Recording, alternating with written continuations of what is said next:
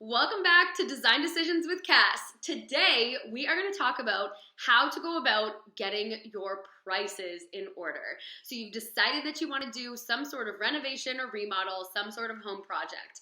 And how do you go about quoting, getting the right information? Do I put it in a spreadsheet? Do I have to get 3 quotes? All of that stuff we are going to cover. I don't know how long this video is going to be, guys, so buckle up and we're just going to give it a go.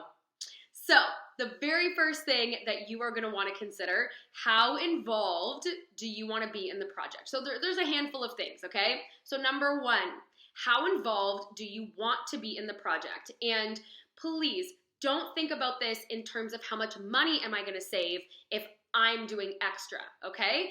This 1000% is not the way to go about your involvement. This is going to come down to your expertise and your knowledge and whether or not you are skilled enough to make those decisions for yourself and for your family, okay? So how involved do you want to be in this project? Now, if it's, even if you sort of say, hey, Cass, if you just give me 3 options, I'm pretty sure I can pick one. Okay, no problem. That helps. We've determined you can still make some decisions. So not everything is going to fall into other people's backs. But, take a look at your schedule, take a look at your work, and as well as any kids, pets, relatives. What else are you taking care of that we don't want to add to your plate here? That's not the goal. Yes, this is a process. It's a journey. It's something you're going through. But remember, it is temporary. Excuse me. And so how much you want to be involved is totally up to you. I highly suggest just don't think about it of how much money can I save if I do this? Or I have an electrician. How much money can I save if I hire my brother-in-law to do it? I'm telling you, it will not work out in your best favor from my experience, okay? So that is number one. How involved do you want to be?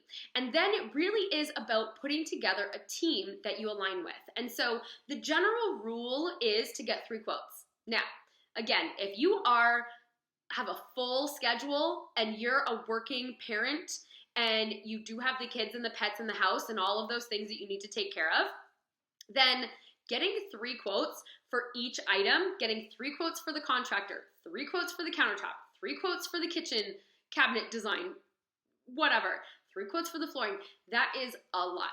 So what I'm going to suggest is you interview contractors. So, and I say this if you are going to be the one doing these things, okay?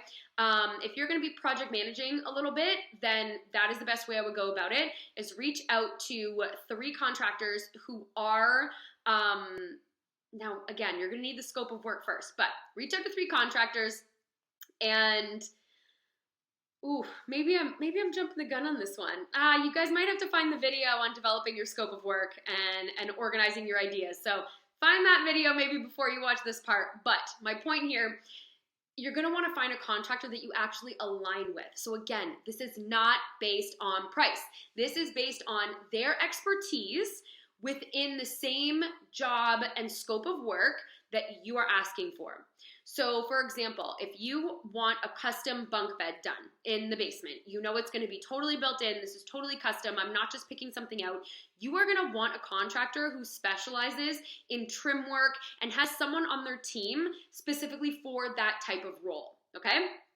Now, again, interview, okay? It's not based on price. So how many people are on their team? What does their schedule look like? When do they show up in the morning? What do they take care of? Will they place all your orders for you? Will they manage the orders for you? Are they going to be on site every day? How do they communicate? So there's a lot of different questions that I would probably ask. And again, maybe that's going to be a video for another time. But that's how I would start, is start with the contractor, most definitely. And then you just sort of branch out from there. But it is an interview process, not just based on price, guys, okay? So that is number 2. Number 1, determine how much you want to be involved. Number 2, reach out to some contractors. Now, the reason I say reach out to contractors before a designer is because this series here is going to be geared towards the DIY aspect of things. So you are going to be a little bit more involved. If you are looking to stay completely hands-off, then I highly suggest you get in touch with an interior designer before the contractor. We're going to be able to gauge you in the direction of what you're sort of already telling us, instead of the contractor sort of dictating it a little bit backwards for you. So if you don't think you're going to be able to project manage, if you are way too busy, then I highly suggest get in touch with the designer. What the designer is going to do is develop that scope of work. Now, if you are DIYing it, this goes back to your dream and your non-negotiables. That's going to be your scope of work. So, because that is essentially how contractors are going to quote this job, is what is the work that needs to get done. Sometimes even knowing the finishes could change things.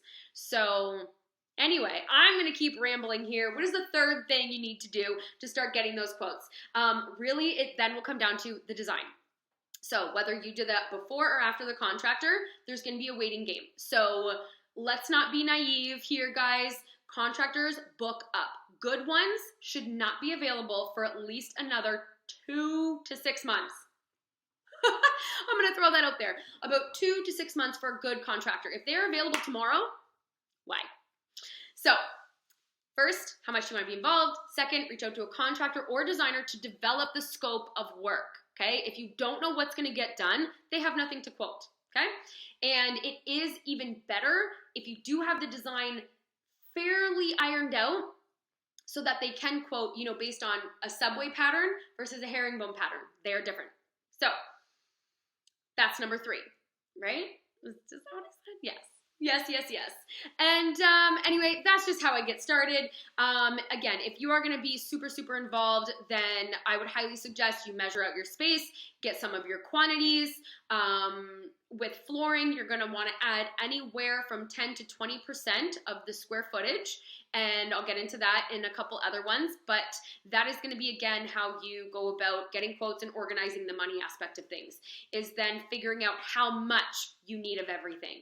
So even measuring out the 2 walls, 3 walls, whatever it is for your kitchen, bringing that to a cabinet designer or a designer, whatever it is, and then even just using that as a baseline.